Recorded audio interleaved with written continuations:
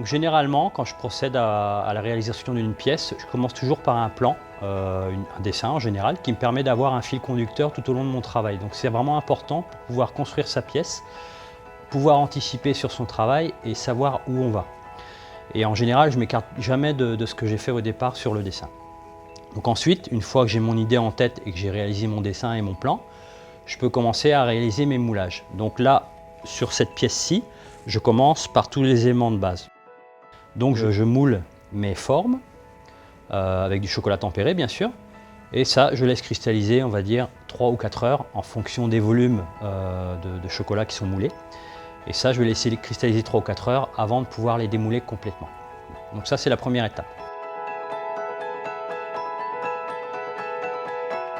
Ensuite, on va procéder au travail de la structure courbe. Donc c'est un petit peu l'ossature de la pièce, hein. C'est vraiment ce que j'appelle la colonne vertébrale de la pièce. Donc en général, je commence par mettre du chocolat sur une feuille de plastique PVC, sur une épaisseur de 1 mm ou 2 mm maximum. Quand le chocolat commence à épaissir et à cristalliser, je vais pouvoir insérer mes bandes sur le chocolat de façon à créer mon coffrage. J'utilise des bandes PVC, donc c'est des bandes de PVC qui font à peu près 1 mm d'épaisseur et qui me laissent une grande flexibilité de travail sur les courbes. Et ensuite, je procède au moulage avec mon chocolat tempéré, bien sûr. Je pose tout ça sur une plaque que j'incline légèrement, de façon à avoir une épaisseur plus importante à la base que sur le haut de la pièce.